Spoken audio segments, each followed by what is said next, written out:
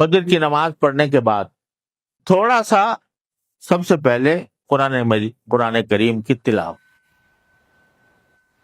اس کے بغیر کوئی دن خالی نہیں ہونا چاہیے.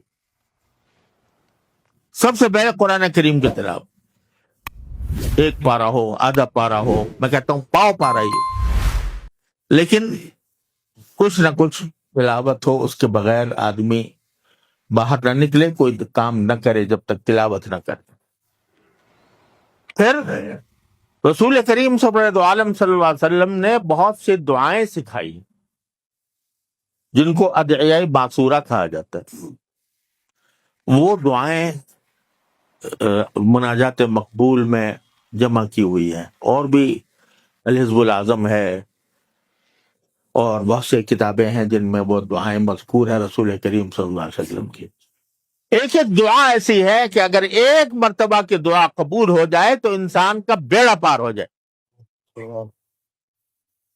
اس کا معمول ہو جائے. مناجات مقبول کی ایک منزل 5 منٹ لگتے ہیں، 5-7 منٹ پڑھنے میں، اور پھر کچھ تسبیحات.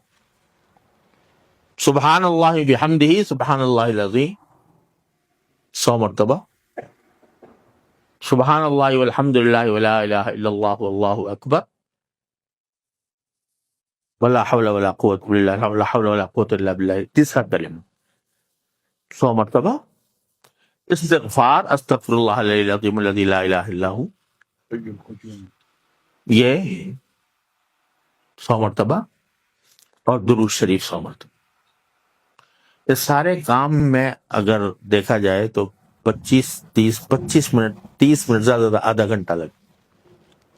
ہر مسلمان اس کو پلے باندھ لے کہ وہ اس وقت تک گھر سے نہیں نکلے گا کسی کام کے لیے جب تک کہ وہ یہ آدھے گھنٹے کا کام نہ کر لے. تلاوت، مناجات، اذکار، یہ 4 اذکار میں نے بتایا. پھر چلتے پھرتے اٹھتے بیٹھتے کہنے کی بھی عادت رہے. اللہ تبارک و تعالی انشاءاللہ ذکر کرنے والوں میں سے شامل فرمائیں. والذاکرین اللہ کثیرا والذاکرات.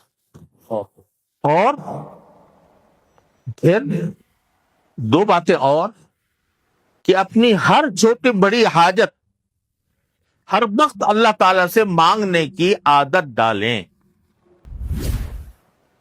کہ میں ابھی گھر سے نکل رہا ہوں، یا اللہ جس کام کے لیے جا رہا ہوں اس کو میرے لیے آسان کر دیجیے.